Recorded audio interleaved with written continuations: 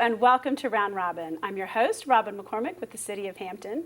And today we are going to tell you a story of a happy ending story of a rescue that our fire and police officers did and were recognized in the entire region for. My guest is Sergeant Richard Gaynor. Welcome. Thank you very much. And now we're going to say up front, you were part of a team, but you're going to tell the story of what happened that night. Absolutely. It was September 2015, and you were on duty and got a call that said what? Well, we got a call that said there was a motorcycle crash at Coliseum Drive and Convention Center Boulevard, in which the person driving a motorcycle, right leg was severed. Wow. Wow. How quickly were you all able to get there? Who responded first? Well, we got there within 1 to 2 minutes. The police did. And it was MPO Birdsong, SPO Frazier, SPO Franz, Patrolman Komatz, and Patrolman Aeronautici, and myself. So that's how many cars worth of people? 5. 5 cars. All got there pretty quickly, and what happened? Well, when we got there, like I said, the person that lost his leg was in the middle of Coliseum Drive. Oh. So as I was walking up, I saw the officers, and one of the officers, Patrolman Komatz, ran and got his go bag. It's called a tactical go bag. In there we have tourniquets, blood agents that stop the bleeding. So he went and got his and ran it back up to the scene. He handed his tourniquet to Patrolman Aeronautici. And what he did was he applied the tourniquet on the subject's leg, which stopped the bleeding. While I was standing on the other side, kind of directing the operations, SPO Franz and Patrolman Komatz started talking to the individual. He was alert? He was alert. He was talking. He was telling us what happened. At that time, he wasn't in pain, at least. He was in shock, I'm sure. I'm sure he was. Wow. And you guys, while you're talking, got to know him a little bit and had some things in common. Well, yes. Found out that he was active duty Air Force. I'm retired active duty Air Force, and Patrolman Aeronautici, the one who applied the tourniquet, also served in the Air Force and security forces as myself. So I was listening to him talk, so I was able to ask him, hey, what squadron are you in? And be able to relate to him on the Air Force level. And that's so important, too, to keep someone alert and engaged and focused on other things than what's going on in the situation entirely. Absolutely. Absolutely. Okay, people who are not in the police, think of your training as being very different. You know, you're there for crimes, you're there to enforce, you're there to stop, and the EMS people come in and take care of the rescue operation. But in reality, there's a lot more police cars on the street than there are, rescue vans, and you guys got there first. It just kicked in what to do? Well, we do go through the training. Now, one of our SWAT team have fire and rescue medics on the SWAT team. And a couple of years ago, when we were issued the tactical go bags, one of the medics did training on first aid and applying how to apply tourniquets. So we had that training to help us out. You know, people don't think about that as often anymore. I mean, tourniquets I learned about it in first aid a whole long time ago, but I'm not sure I would ever know how to do it or could do it. And it is an immediate situation. I mean, with the loss of a limb there, if you guys had not been on the scene and done that as quickly, the outcome very likely would not have been good. Right. Lieutenant Ward, he's the Hampton Fire and Rescue EMS 2. He stated that if Patrolman Aeronautici, it's a team effort, wouldn't apply the tourniquet at that time because the subject already lost 1.5 to 2 liters of blood, then he would not have survived. Now, once the fire and rescue arrived on scene, they said, hey, we need some ice to try to save the leg. So SPO Frazier went to IHOP, Mercury, and Armstead, right nearby. And they helped out immediately, gave the ice, and he brought it back. And they weren't able to save the leg, unfortunately. But then he was transported to Riverside, where the medical team up there did save him as well. That is, a wonderful and heartwarming story of a whole group of people that kicked into action and worked together. How does that make you feel? I mean, your daily job doesn't always have a great outcome.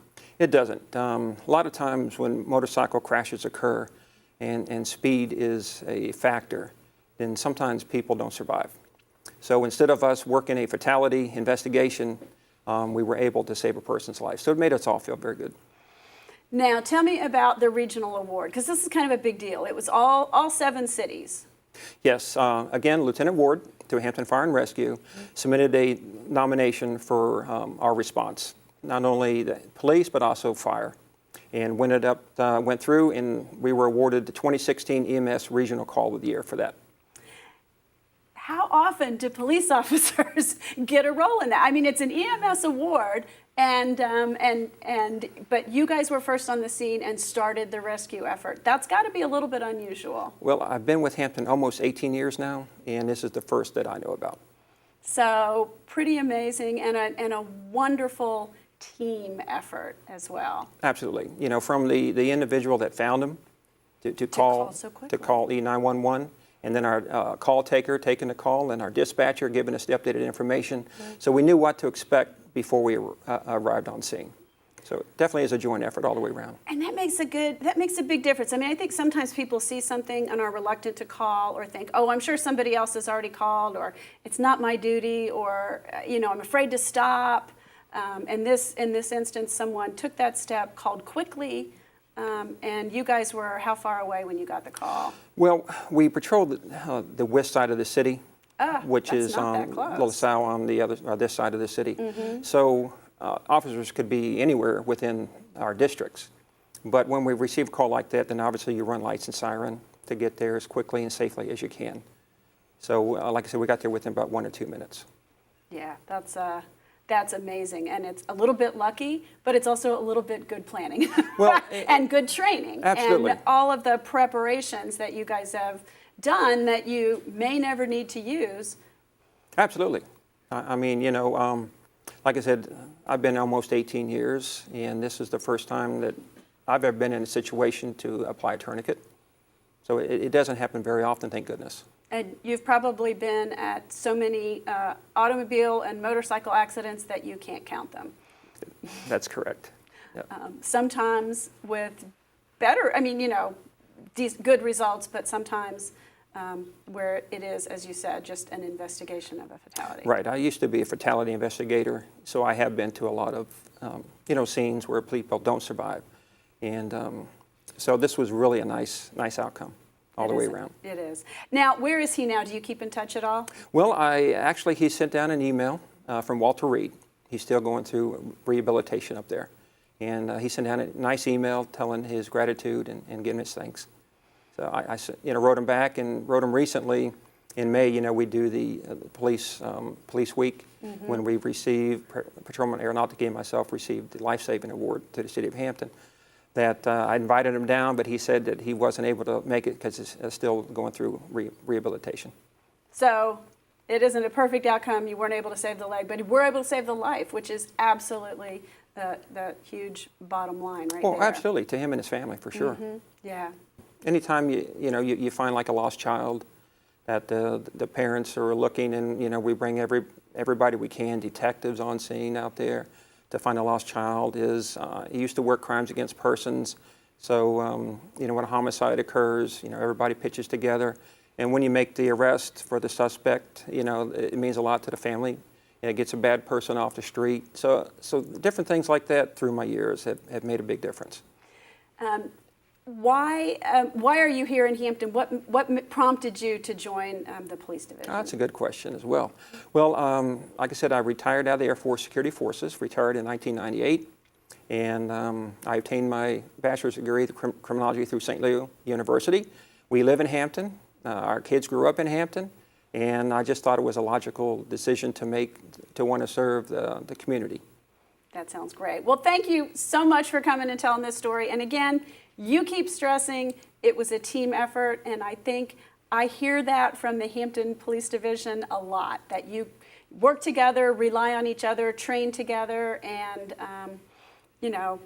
back each other up. And it's amazing that so many of you responded, worked together so seamlessly to save this life. Yes, ma'am. Thank you. Thank you. Don't thank me. Thank you guys for what you do for our community. Absolutely. And thank you for watching. I hope you are as excited as I am to hear this tale of rescue and something that really could have turned out a different way. And in fact, a life was saved and recognized on a regional scale for the work these fine officers and EMS folks did. Thanks for watching.